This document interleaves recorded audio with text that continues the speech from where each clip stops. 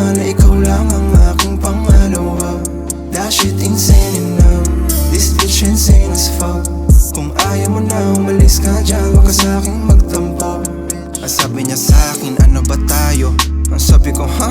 Wala namang bago. Alam ko masaya to, girl, pero dapat itago. Ano you know that, kaya wag ka nang umasa. Tuparin ko pa yung mga sana. Iniiyak mo pag magkasama. Galingan mo na lang dyan sa kama.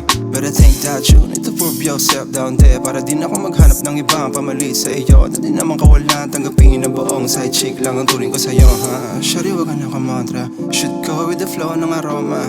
Papunta sa harap, lumuhod, dumapas ang mamba ka na lang, oh that's right, that's why. Ituloy mo na yan baby, tigil ang drama mo. Alam mo naman na ikaw lang ang aking pangalawa. That shit insane enough, this bitch insane as fuck. Kung ayaw mo na umalis ka dyan, wag ka sa'king magtampo. Kaya wag mo na antayin pa na gumana. Mga balak mo na shit at tsaka na. Baka lalo lang ma-stress kapag hindi mo nakuha ang mga gusto mo o gaga. Di ako balagbago makalat, para lang alam mo ano dapat.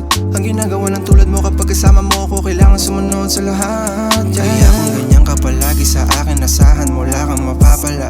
Ibigay mo lang dapat isang daan mo para sa naginhawa na darama. Wag ka na mag-isip o magtataka, mata mo ipikit at sumama sa mga planong solido na di nasisira, na parang motibong lumalala. So stop complaining though, alam mo naman na wala mabubuo sa ganitong laro. Keep it on the low, low, or just let it go, ho. Ituloy mo na yan baby,